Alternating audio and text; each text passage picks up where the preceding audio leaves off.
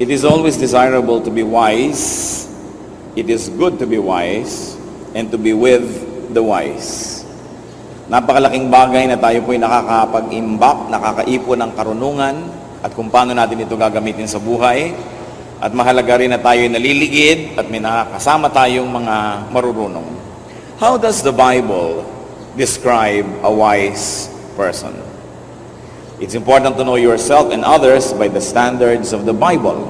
Ang ating pong pag-aaral ngayon, pinamagatan nating 10 marks of a wise person. 10 pagkakakilanlan sa isang taong maalam, marunong, at marunong gumamit ng alam sa ikatutuwid ng buhay. Our God, we thank you for this beautiful day. We thank you, Lord, that you are our God, our Savior, our Sustainer. We thank you that you give us our needs. Salamat, Panginoon, sa pahiram mong buhay pa.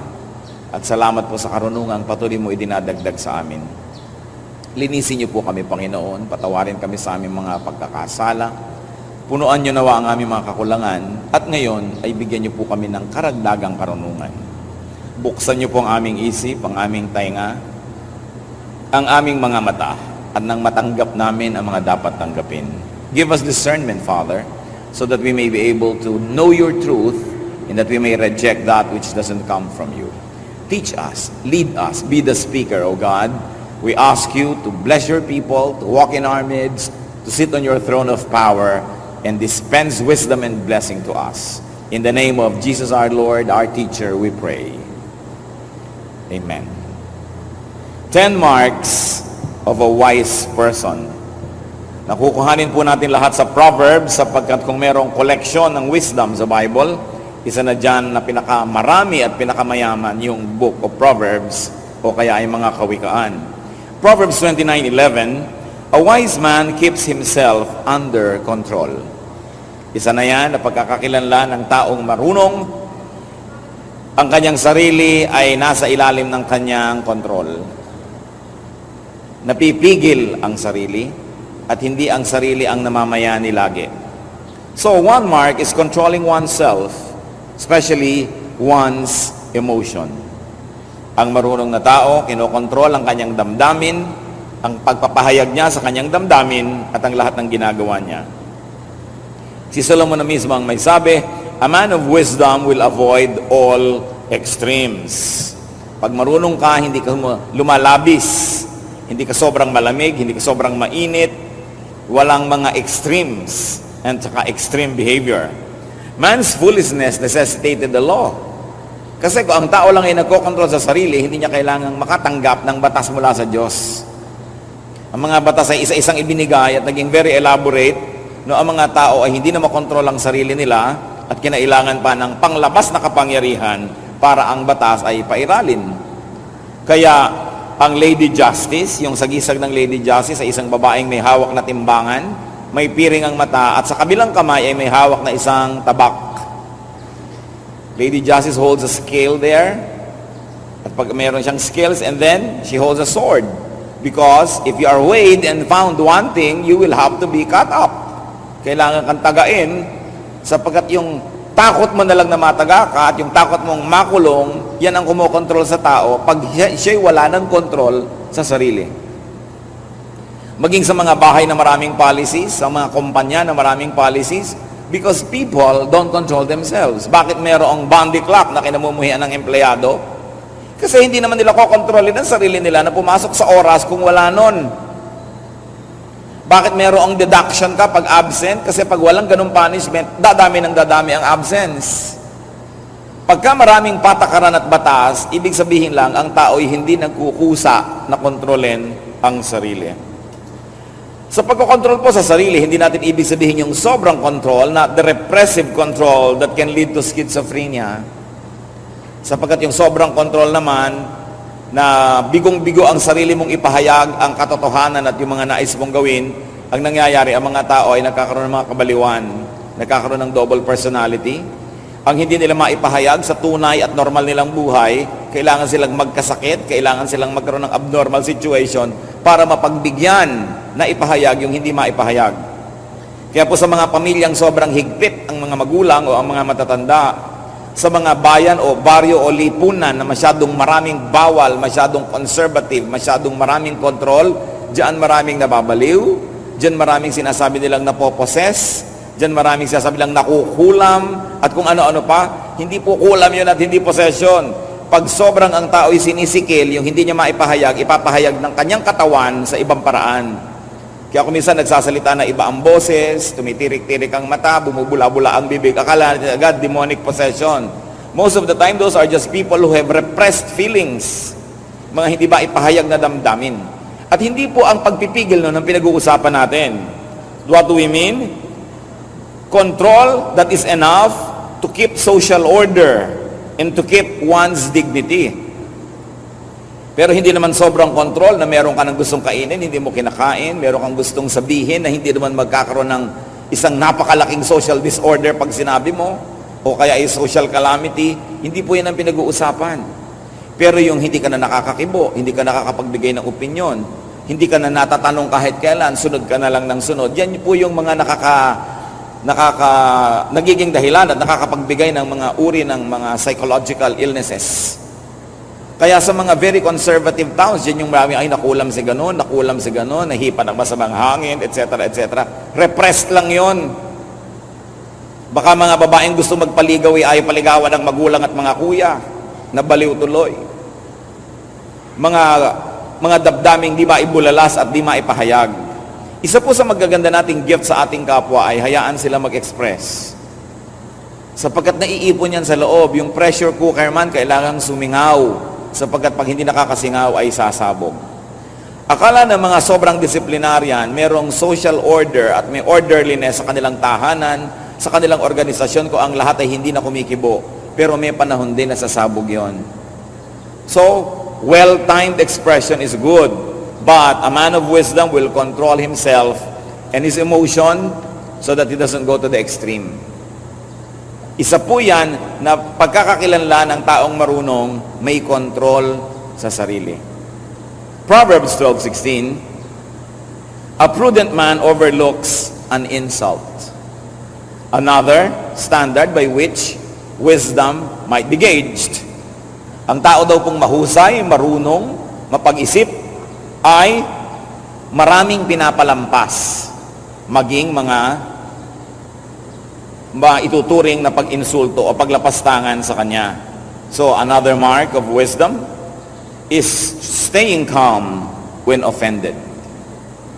Pagka po tayo ay na-offend, kung minsan ang feeling natin tayo nabastos, nalapastangan, papaano tayo sumasagot? How do we react? What are the usual foolish reactions? One is to prove who you are. Kung na-insulto ka, na-offend ka, kaya mo yung tao ng insulto sa'yo, ilalabas mo lahat ng iyong armas at wawasakin mo siya. Lalo't kung mas mataas ang iyong posisyon sa lipunan o kaya sa kayamanan o sa kapangyarihan. That's a foolish reaction. Another is to pick a fight. Na-insulto ng konti, mga hamon na ng babag, saksakan, patayan, barilan, ubusan ng lahi. A foolish reaction is to take a bloody and a messy revenge. Remember though that staying calm doesn't mean not correcting the wrong. It doesn't mean allowing yourself to be the offender's punching bag. Yun pong pagiging mahinahon ay hindi ibig sabihin tatanggapin nyo ang lahat ng ibinabato sa inyo nang wala man lang kayong katutul-tutul, at hindi ibig sabihin na tatanggapin nyo lahat ang mga panglalapastangan. Subalit kung itutuwid nyo man yun at gagawa man kayo ng paraan na iyan na itama, ay ginagawa sa isang mahinahon na paraan. Because wise people stay calm, they keep calm, and especially they keep themselves under control while addressing an offense. Hindi ibig sabihin na godly ka, tinanggap mo na rin, di ka naling kumibo. Kasi dapat ang liko ay tinutuwid, ang madilim nililiwanagan, ang marumi nililinis. And one approach of wise people to offense is they say, it's not really me who's the problem, but you.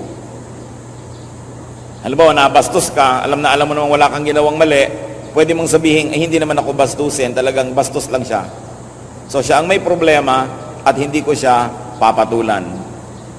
Ang isa pong sukatan ng kadakilaan ng pagkatao ay yung pagpili ng pinapatulan. Kung lahat ay pinapatulan natin, ibig sabihin ay kasimbaba din tayo nung nais nating patulan.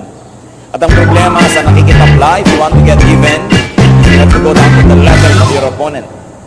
So even transcontinental trains don't stop at every station. Even major airplanes don't land in every airport. So kung tayo po ay may nararating na taas at antas ng karunungan, namimili na tayo ng pinapatulan at dapat pakonti ng pakonti iyon. Proverbs 10:19, he who holds his tongue is wise. Yung marunong magtimpi ng pagsasalita, at sabi ng iba, yung kinakagat ang dila para huwag na lang magsalita pa ito, ay isang uri ng karunungan. So restraining one's lips is a measure and a sign of wisdom. Still, this is under the self-control department, you will notice. Speaking too soon, saying too much can tie you down.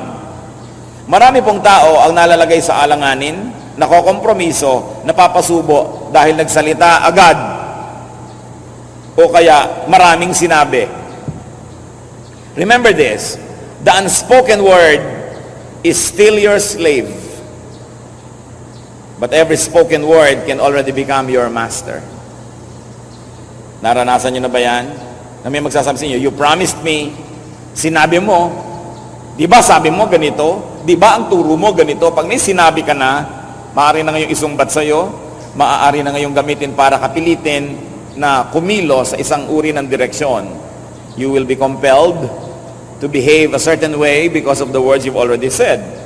Wrong words can put you in trouble. Wrong words can hurt and offend others. Wrong words can misrepresent you.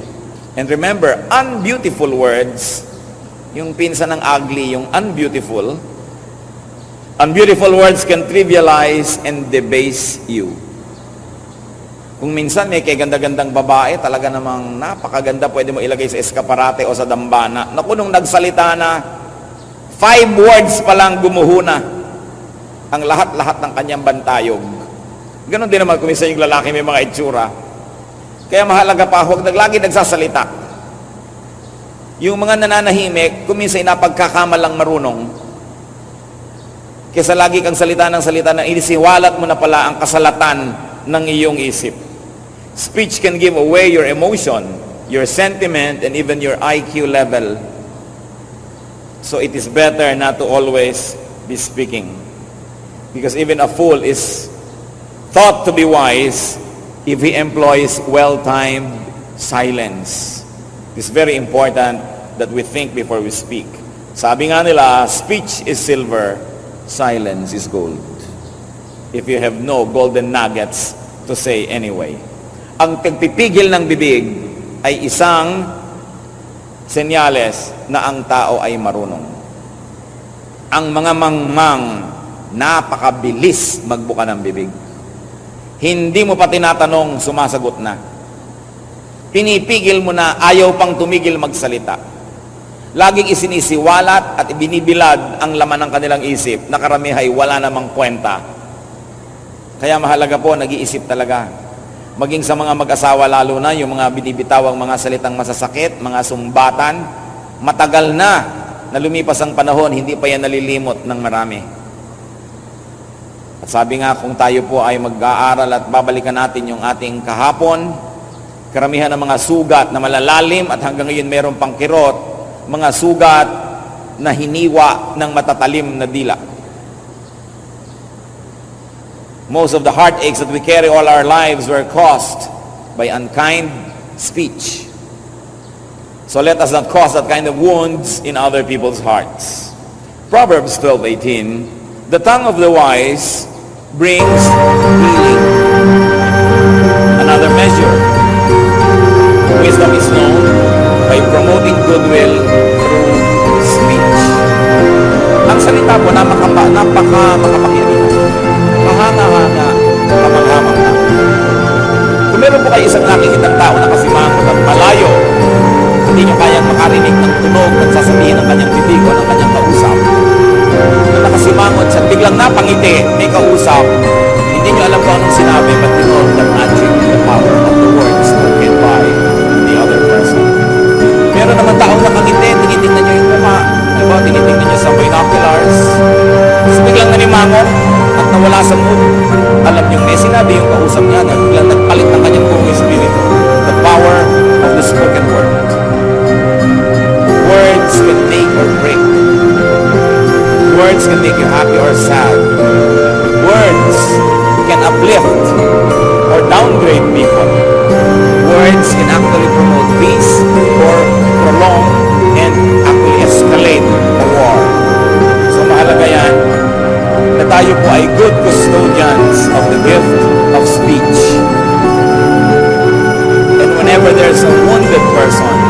Make sure that when you speak, your words become balm.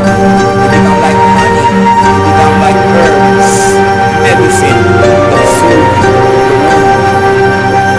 Hindi yung may sugat na ang tao kung magsalita pa tayo parang asin may kinaskas natin sa kanyang sugat ang ating salita na dinagdagan pa ng sila at durog ng plate.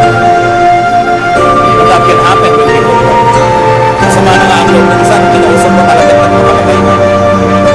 Nagkakagalit na nga yung dalawang tao na nakialam at sumali, nagparilan na talaga sila. Hindi ito ang tamang pagkakin ng pananalita. Words can hurt us, can comfort, can disturb, can damage or heal. And wise people employ words to heal. To heal persons, to heal relationships, to heal situations. Napakasamang sumpa ang isang taong katabil na walang nagiging bunga katabilan kundi mag-away-away ang mga nasa paligid. Isang napakalaking sumpa ang isang tao na pag sumali sa inyong buhay, napapagulo ang buhay niyo, napapaaway kayo, malala ang mga hituaan dahil siya'y papagulo. So, titiyakin ko natin muna, hindi tayo yun. At pangalawa, iniiwasan natin ang ganung mga tao. Pansinin nito yung mga kapatid. May mga tao na kapag dumating sa inyo, bagay kayo parang isang tahimik na tubig. Ay pagka siya ay sumali, parang ay kinaukaw. At nakaluto na ang lahat ng putik sa ilalim ng tubig at naging durang at hindi magandang ibahan. Sometimes you seem like a pond without blemish on its face. And then a troublesome person and a troublemaker suddenly throws a stone into the middle of your pond and sends concentric circles to mark the stars. And sometimes it's not even those concentric circles. Nagkagulo-gulo ang buhay. Iwasan nyo ang ganung mga tao. Yung tao na pagka kinausap kayo, mamaya pag-alis niya, galit na kayo sa kagalit niya. Inis na kayo sa tao, hindi naman kayo kanina inis. Dapat isip yung teka na hindi naman kayo siya. So we should promote goodwill through speech. Gawin po natin yung mission. Araw-araw sabihin natin, Lord, binigyan niyo po ako ng tila, binigyan niyo ako ng speaking mechanism, lahat ng mga alam ko, hindi alam ko po sa aking pagkasalita, pati yung lungs, pati yung hangin, kasali dyan, sa paggawa ng mga salita. Isinusuko ko po ang aking bibig at ang buong capacity to speak before your holy presence. Use it as an instrument of peace and not of war. Use it to heal people. Ito po ay isa sa mga pinakamakapangyarihan na sandata na hawak ng tao, ang kanyang dila. At mahalaga araw-araw isinusuko natin sa Diyos at yung kalooban niya ang nasusunod. Sino po ba ang makapangyarihang tao? Abay, halos lahat ng tao, lalo yung nakakapagsalita, ay makapangyarihan. At kahit hindi nakakapagsalita physically, nakakapagsulat. Yung nakakapagsenyas, nakakapag-communicate pa rin, kapangyarihan pa rin yun. Pero yung instant power, alam na alam yan ng merong power of speech. So, that power must never be surrendered to the devil, but instead to the power of the Lord. Let's review our speech, the way we talk, and the causes and the roots, the results of our speaking. Proverbs 14, verse 16. A wise man fears the Lord and shuns evil. So another mark of wisdom is fearing God and therefore avoiding evil. Dinagdag ko lang yung therefore. Fearing God and avoiding evil. Meaning, fearing God, therefore, you fear God pala, then you must avoid evil. So fear the Lord and therefore you don't have to fear Satan. Because if God is with us, who can be against us?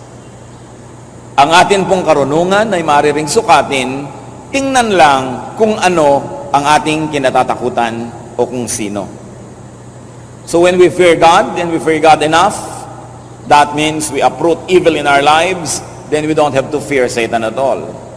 So fear God to the point of uprooting and avoiding evil. May mga nagsasabi, natatakot ako sa Diyos, meron akong banal na takot sa Diyos, pero hindi naman afraid enough to uproot evil in their lives. Dapat sapat yung takot natin sa Diyos sa kumilos tayo upang bunutin, wasakin, at wakasan ang mga maruruming bagay sa ating buhay. Proverbs 13:1. A wise son heeds his father's instruction. Of course, masyadong makalalaki ang kultura ng Israel. Kasama din dapat dito yung a wise son heed his mother's instruction, or a wise daughter heeds his father's or mother's instruction. Lagi lang kasi sa Bible, example, mga lalaki, dahil sobrang nakakiling sa kultura ng lalaki ang kultura ng Israel. Pero yan ay symbolic of all humanity, and that should be the reading. So another and very important sign of wisdom is accepting parental guidance. Knowing that your parents, very generally speaking, are good to you. That parents are more experienced and well-intentioned. So parents man o superior man or senior, dapat tayong nakikinig. Pag tayo po'y sumusunod sa nakakataas sa atin at mali pala ang nangyari, hindi tayo masisisi dahil sumunod naman tayo. Liban na lang kung life and death yung kamalian na wala na magkakasisihan dahil namatay na kayo sa kamalian na yon. So hindi na pinag-uusapan. Yung mga kamalian lang tulad ng ikaw ay amo, may driver ka. Sinabi mo kay driver, pupunta tayo sa ganon at bigla mong nasabing, o lumiko ka dyan, kumanan at hindi iniliko ni driver. Ba't mo hindi iniliko? Kasi po may ibang mas maganda akong alam na daan. Pag nagkamali ka ngayon ang mapupuntahan mo at isang pagkakamali, lagot ka. Kasi hindi mo siya sinunod. Pero kung sinabi niyang lumiko ka dyan at lumiko ka nga at mali pala, sasabihin lang niya, ay mali pala, o balik. Hindi ka mapapagalitan. Sinasabi ko, liban na lang sa mga life and death situation, na bangin pala yung pinapapuntahan sa'yo, siyempre hindi ka dapat sumunod. Pero yung sa maraming mga bagay na hindi naman napapanganib ang iyong kaligtasan o buhay, obey your superior. Because if your superior is wrong, he will not use his power against you. But if you are wrong and you disobey, you can expect the powers of heaven coming crashing down upon you. So dapat kahit mas marunong ka sa tingin mo doon sa nakakataas sa'yo, marunong kang sumunod. Dahil siya ang may kapangyarihan over you. And very especially children, parents, maliban na lang that they are abnormal at siguro 0.001% lang yon, parents love you. Parents are only after your welfare. So whether you understand them or not, obey. Unless it is obvious that your obedience will lead to your personal disaster and that there's no doubt that it would lead to that, then you may not.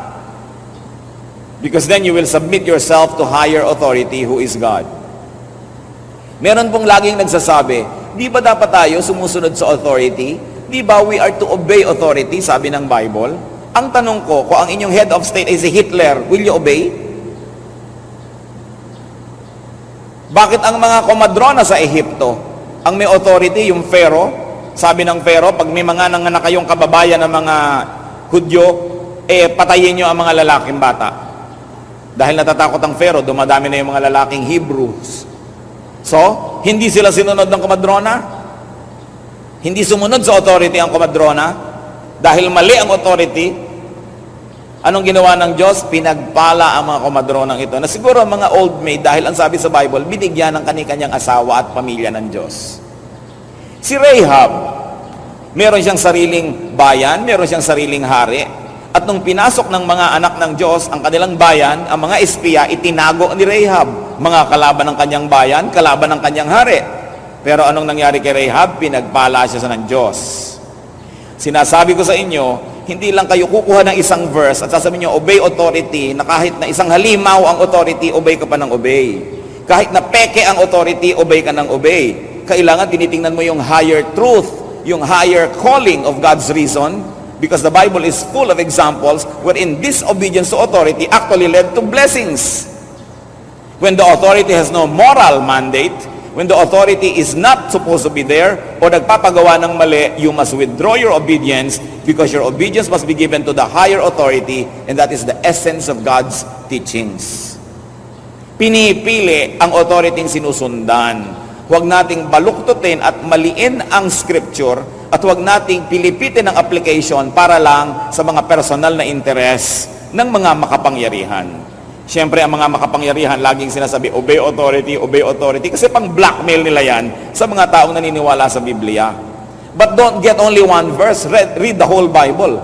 And you will find that true authority comes from God, that true authority is truthful, that true authority is legitimate.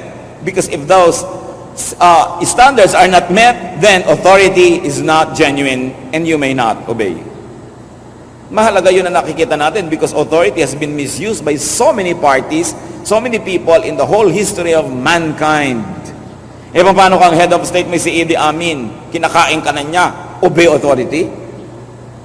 Pinipili yan. Tinitingnan mo kung merong moral compass at kung merong moral foundation ng authority. Because if it is immoral, you should not in fact obey. Because our authority, who is the real one, is God Himself. And anybody that does not represent the economy of God, the honesty, the truthfulness, and the integrity of God must not be obeyed. So huwag nating payagan na ang relihiyon ay ginagamit na isang political tool para kontrolin ang isang bayan, ang isang lipunan, ang isang uri ng tao, isang lahi.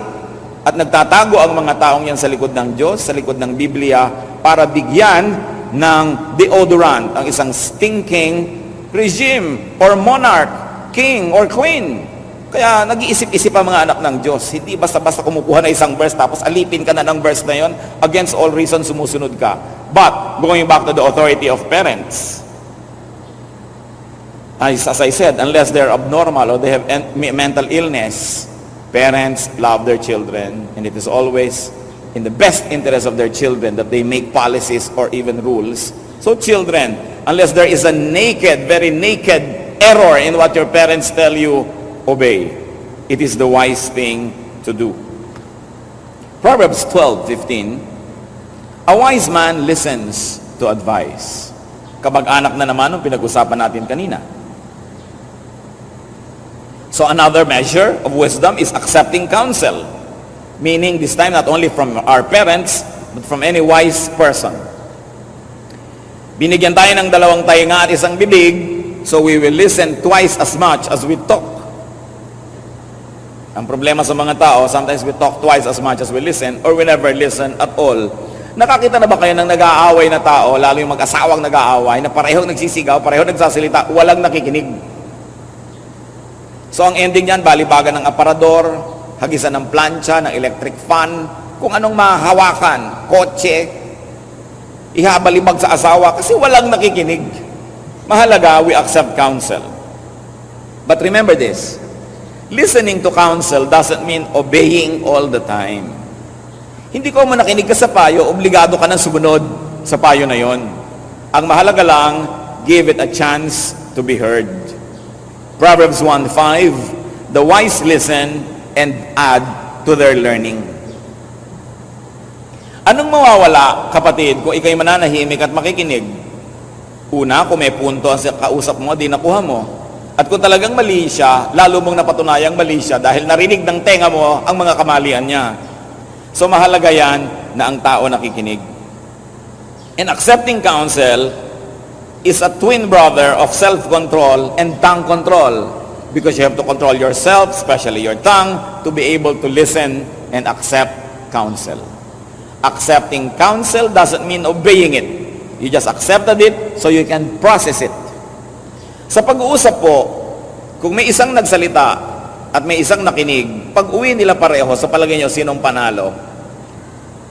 Siyempre yung nakinig.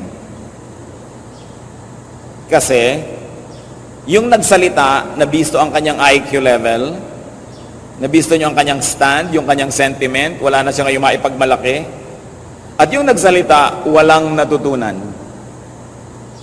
Pero yung nanahimik at nakinig, dumami ang alam, dumami ang choices, at kung meron kayong digmaan, hindi mo pa rin naarok, hindi mo pa rin nasukat, hindi mo pa rin alam kung anong laman ng isip niya, huhula-hula ka ngayon, hindi mo siya ngayon kayang basta-basta na lamang paikutin dahil hindi mo alam kung anong iniisip niya. Kaya mga tao po na hindi marurunong, agad-agad na ipinaalam kung anong iniisip nila, alam na ng kalaban kung nasan ka. Kaya mabuti, hindi salita ng salita. Proverbs 10:14 gives us insight into another standard of wisdom, and that is, wise men store up knowledge. Collecting knowledge is an important aspect of wisdom. Wise people collect knowledge. Naalala ko po tuloy ang mga kababaihan sa Malolos.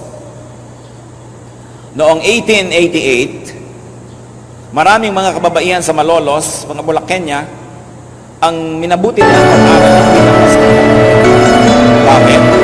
Sila yung magkakasawa, yung may nagkakasawa. At sila yung magkakasawa ng mga anak. At sa nila ayaw nila magkakasawa. Kaya sila ay nag-release. Hindi sila pinayagan ng pura-pura ng Malolos na mag-aaral sa akademya, mag-aaral ng Pilipinas. Bakit nila gusto mag-aaral ng Pilipinas? Sa pagkatalos ang lahat ng pinagkulang na pumapasok sa Pilipinas ay nasa wikang Kastila. May mga libro sa wikang Tagalog, sa wikang Cebuano, Bicolano, pero puro libro ng dasal. Puro libro ng mga buhay ng mga buod, ng mga santo-santa. Walang itinuro sa mga tao kundi sugatan ng sarili, magpakasakit, magtiis at hintayin ang kabilang buhay para sa iyong mga gantimpala. Siyempre, gusto mo siya ng relihiyon para ang tao ay tiis na lang ng tiis. Sa atin ay pagtumit at iniintay ang premyo sa kabilang buhay. It's a way to control what sa mga kababayan sa Malolos, gusto na humawak ang kanilang alam, labas at lampas sa pader ng movemento at ng simbahan. Walang itinuro sa kanila kundi magtiis at magmano sa mga private. So gusto nila mag-aral ng Pilipinas nila. Siyempre, hindi na pilit, hindi sila pinayagan. Ang Gobernador General, si Valeriano Weyler, ay dumalaw sa Malolos. Sinamantala ito ng mga kababaihan, sumulat sila sa Gobernador General at sila ay nagkaroon ng audience with him at sila po'y pinayagan. Nagbukas ang eskwelahan noong February 20, 1889 at itong school na ito ay naging simbolo ng pagkabuhay ng mga Pilipinas. Nabalitaan ito ni Jose Rizal. Panahon na yun ay nasa Europa. At sumulat siya sa mga kababaihan na ito. Sabi niya, ang kamangmangay kaalipinan sapagkat kung ano ang isip ay gayon din ang tao. Ang taong walang sariling isip ay taong walang pagyaman. Ang bulag na tagasunod sa isip ng iba ay parang hayop na susunod-sunod sa tayo. Sabi niya, pinikilala ko kayo at pinupugayan ko ang inyong pagkabuhay sa mga. Sabi niya, marapat lang ng kababaihan ng ating bansa ay maging marunong sapagkat ang ating susunod sa aliglahe lumalaki sa katulungan ng mga ina. At ang mga inang mangmang ay walang malalakihin kundi mga alipin lamang. At mga mangmang na mga magulang, walang ituturo kundi mamangmangan din. Sabi ko, wala kayong gagawin yung next generation kundi dito na. Kaya mabuti ang naghahangat. And nobody is too old to learn new things. Akala natin pagka nag-drop out ka na sa school, pwede ka lang mag-aral. Kaya mag-graduate ka na ng bachelor's degree, pwede ka lang mag-aral ng restaurant. You keep learning. Lalo ngayon, palit ng technology, pag-iiwanan ka sa ng panahon. Kahit hindi ka. Kaya kailangan mo ay maging alipin. Hindi marunong ko. At mga magulang, turuan nyo yung mga anak ng pahalagahan ng karunungan. Turuan silang mga tuwiran, kahit sa hindi sila nakakatuwiran, basta pag-anak ang mga tuwiran. Kasi huwag kang sasagot, basta huwag kang naman yung sinasagot. Basta namatay ka na, yung anak mo ngayon, kahit nalang rapist, rape na siya, opo pa rin. O kaya parang awa nyo na po. Polite pa rin sa rapist. Dahil hindi mo malang tinuro ang tumutol. Yan ang kulang na kulang sa ating maraming kababayan. Sobra tayong sinanay ng relihiyon at ng mga matatanda na maging sunod-sunuran lamang para tayo mga hayop na hinihila lang sa tali at sumusunod naman. Kaya ang tunay na kalayaan ng Espiritu ay kalayaan ding magpahayag sa sarili. Subalit ano ang mga kasangkapan para ipahayag yan? Karunungan. We must value knowledge. Kaya lang, katulad ng pagbabasa. Biruin nyo, magbabasa kayo ng isang libro, halimbawa binasa nyo ng ilang oras o ilang araw, ilang buwan o ilang taon na ginawa yun ng author na sobrang pinaghirapan, sinaliksik, inayos. Makikinabang kayo na i-istro ninyo ang utak ng mga marurunong. Napapakinabangan natin ng napakaraming pagpupuyat at pagpapagal ng mga nananaliksik sa konting pagbabasa. And this is what we have to develop as a society, as a nation, the habit of reading. Kaya pag nakakita ka ng mga tao na nasa eroplano o nasa barko o magkakatabi kahit saan, pag nakita mong nahiling magbasa, usually hindi Pilipino yon. Dahil mga Pilipino, daldalan, kwentuhan ng kwentuhan. Uy, ano yung Q-text mo? Anong brand yan? Mamaya, 3 oras na pinag-uusapan yung Q-text ng katabi. Ang Q-text nga ng kumari ko, ganito ganyan. Hanggang umuwi na lang sila, wala namang nadagdag sa kaalaman nila. Hindi naman masama magkwentuhan, mabuti yan. It's a very nice social activity. Pero lagyan nyo naman ng hangganan. Hindi walang katapusang kwentuhan, wala namang narating ang utak. Parang sumakay sa Ferris wheel, kahit 100 ikot, pagbaba mo, nandun ka pa rin, hilo ka pa. At marami po mga tao ganon, kahit makipag-usap kayo sa kanila ng 10 araw, pag uwi nyo, wala pa rin kayo napala. Sayang ang oras. Ugaliing magbasa. Makinig ng mga bagay na pakipakinabang at manood ng mga makabuluhang mga bagay. Dapat pinipili ang mga pinapanood sa TV. Siguro 85% ng mapapanood nyo sa Philippine television, nakaka-brain damage lang kayo. Mabuti pag huwag na manood. Pero may mga matitino naman, piliin lamang. Pero yung mga pa-contest na A, pula, B, blue. Ano ang A? Ang sasagot pa ba? Blue. Meron pang green. Tapos pagtatawanan ngayon, tuwang-tuwa ang mga tao sa kanilang mga kamangmangan at mga kahibangan. Mga contest na walang kakwenta-kwenta, mga ililipat mo yung bola sa kabilang balde, takbo ka ng takbo, bola dito, bola doon, bola dito. Trabaho yun ng mga koneho. Mga lobong pinapaputok, mga tubig na pinapasabog, hindi yan para sa mga taong nag-iisip. Kaya napakalaki ng pananagutan ng multimedia sa kamangmangan ng bayan na ito. Dahil ating kinukonsinti ang kahibangan ng mga taong hindi marunong mag-isip. Sa halip na akayin ng marurunong ang mga mangmang, kinukonsinti at pinagsasamantalahan ng marurunong ang kamangmangan ng mga tao sapagkat yun ang napagkakaperahan nila. At siyempre ang relihiyon, tuwang-tuwa rin ang mga tao yung mangmang sapagkat sa kamangmangan nila nagiging mahusay at mga importante ang mga theologians. Ang mga theologians lamang at ang mga mangangaralang nakakabatid ng mga kaalaman tungkol sa Diyos. Kaya gustong-gusto ng mga yan, mangmang ang mga tao. At mas mahirap sila, mas mabuti. Dahil pag mahirap ang mga tao, mas mangmang at mas madaling akaying parang mga hayop na may tali.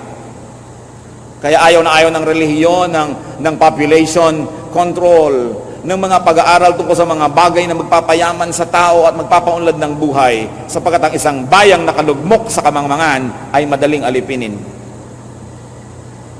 That's why you must also look at the oppressive works of religion even in our country. Na ayaw ng mga pag-uusap, ayaw ng mga marurunong na mga pagpapalitan ng kuro-kuro. At kung masusunod ang simbahan, maging sa panahon na ito, maraming ipagbabawal na babasahin o papanonoorin, hindi binibigyan ng karapatan ng taong mag-isip at pumili kung ano ang kanyang iisipin. Gusto nilang lagyan ng piring ang mata ng buong bayan upang maakay nila bilang isang bulag at hindi sila maubusan ng mga alipin. Yan ang ginagawa ng maraming relihiyon. Tungkulin ng isang taong naghahanap sa Diyos ang maghanap ng liwanag at katotohanan sapagkat ang Diyos ay liwanag at katotohanan at ang katotohanan ay nagpapalaya. It is our highest objective that people are set free to become the fullest persons that God meant them to be and not just to lead them on like blind people or like animals. It is important that we have an open mind and it is your duty and privilege to continue to collect knowledge. Umiwas at mag-aksaya ng panahon sa mga walang kabuluhang mga usapan, mga walang kabuluhang mga palabas, mga pinag-uusapan na tao, chismis, buhay ng may buhay na wala namang ikabubuti, nasusuong pa kayo sa gulo. Proverbs 11:30, he who wins soul is wise. Hindi evangelism to ha. Hindi soul winning to. Wala pa noon ng Proverbs 11:30 times. But what does it mean to win soul? A soul is the center, the core of a person's being, so it means nothing but winning hearts and minds. Ang marunong na tao, sinisikap niya na kanyang makuha ang loob ng kanyang kapwa. Hindi lang para gamitin ang kapwang ito, sapagkat ito ang pinakamabuti, magkahulugan ng loob. Ang mga nilalang, magkapalagayang loob, at nang sa ganon, magkaisang loob para may magawang mabuti. When you speak, when you act, you either win friends or make enemies. You either endear or alienate yourself to others. And you either win admiration or contempt. You either open or close people's hearts to you. So review your soul winning. Kumusta po pagka kayo ba ay nakikisalamuha, nakikitungo sa mga tao? Ang ending ba nakakaaway nyo sila o nagiging kaibigan? Ang ending ba'y napalapit kayo sa kanya o lalong napalayo? Meron kasi mga tao na sa talim ng dila at sa bagsik ng mga pananalita, tuwing na lamang may nakakasalamuha, ang nagiging wakas, ayaw sa kanila. Kaya dapat i-review natin dito, am I winning souls? Sabi kasi, he who wins souls is wise. Why? Because a person who doesn't like you can use all of his energy against you. But a person who likes you can use his energy to help you. And don't you like that? Life is a matter of helping, of receiving help and giving it. Walang taong nagkaroon ng malaking tagumpay na solo lang niya itong nakamtan. Lagi natin kailangan ng tulong ng iba para merong mangyari sa buhay natin. At ito isang katotohanan, ang tinutulungan natin ay yung taong gusto natin. So hindi ba naman napakabuting hangarin na magustuhan ka ng iyong kapwa? Hindi yung nainis sa'yo, pinagmamalaki mo pa that you are brutally frank, na tuwing darating ka na lang, ino-oppress mo ang lahat ng tao dahil sobra kang coercive, sobra kang oppressive, o kaya kinokontrol mo ang lahat, lagi ka na lang amo, kaya tamad-tamad mo, lagi ka na lang boss, walang makakagusto sa'yo, iiwasan ka. But a wise person wins souls. Finally, for today, Proverbs 14, verse 3. The wisdom of the prudent is to give thought to their ways. So, looking ahead to see what is coming is a mark of wisdom. Looking ahead to see the inevitable result of your words or deeds. Therefore, considering, reviewing, and examining your ways and style of doing things. Ang taong marunong, tumitigil, binibitawan ang ginagawa, nagmumuni-muni, at nag-iisip-isip kung ang paraan ng kanyang pamumuhay ay mabisa, mabuti, at mabunga. Kung nakita na natin ang paraan natin ng pagsasalita o paraan ng pakikitungo, paraan ng pagtatrabaho, paraan ng pamumuhay ay walang mabuting idinudulot, dapat huwag tayong mag-atubili na palitan ang ating mga pamamaraan. A wise person reflects and give thought to his ways. Iniisip niya, tama ba ako? Maganda ba ang pamamaraan ko? Epektibo ba ito? Tama ba ang pag-handle ko sa aking mga anak? Tama ba ang pakikitungo ko sa aking asawa? Tama ba ang pakikitungo ko sa aking mga manugang o sa aking biyenan o sa aking kapitbahay? Kasi malalaman nyo naman kung tama o hindi. Pag hindi tama ang paraan natin, para kayong nagsuot ng sapatos na naglalakad, ramdam na ramdam nyo kung may bato sa loob. At ganun ang buhay na hindi tama ang pamamaraan. Laging may sagabal, laging meron na lamang na sakit at dusa, laging may away, mga hinanakit at problema, laging may tensyon at pakikidigma. So, hindi yun ang tamang paraan ng pamumuhay. So, kailangan palitan. Para tayong nagmamaneho, nakaliko ka sa mali, at nag-isip-isip kang mali. Therefore, aatras ka, babalik ka doon sa pinagkamalian mo ng pagliko, at simula ka uling itama ang iyong buhay. Minsan po, ako'y may gagawing mission sa Northern Luzon, patungo akong Baguio, at may nagmamaneho naman para sa akin, so okay natulog sa daan, gabi ang biyahe. Parang nakahalata ako kahit kalahati ng isip ko itulog. Parang hindi man lang ako nasisilaw. Ang tagal-tagal nang wala man lang na tumatamang liwanag ng kasalubong sa aking mga mata. So dumilat ako, at pagdilat ko ganyan, como nakahiga ako, ang nakita ko sa bintana ay napakalalapit na mga dahon na halos pumasok na lang sa sasakyan namin kung hindi nakasara ang bintana. Pagkakipot-kipot na daan at walang kasalubong. At si Mr. Driver, drive ng drive patungong Baguio. Sabi ko, teka, nasa na tayo? Bakit tayo nandito? Patungo tayong Baguio. Wala man lang tayo nakakasalubong patungo tayong Baguio. Ang kipot-kipot ng daan na ito, patungo na tayo sa tubuhan. Hindi man lang nakakahalata si driver na wala na siya kasalubong, walang nag-overtake, wala na mga tao, pakipot ang daan, patungo pa rin siya sa Baguio. Alam niyo po, nakakatawa man, maraming tao ganun ang buhay. Hindi na nakahalata na mali ang style nila. Hindi na nakahalata na wala na silang kaibigang nagtagal. Hindi na nakahalata na wala nang natuwa sa kanila. Na wala na silang trabahong pinagtagalan.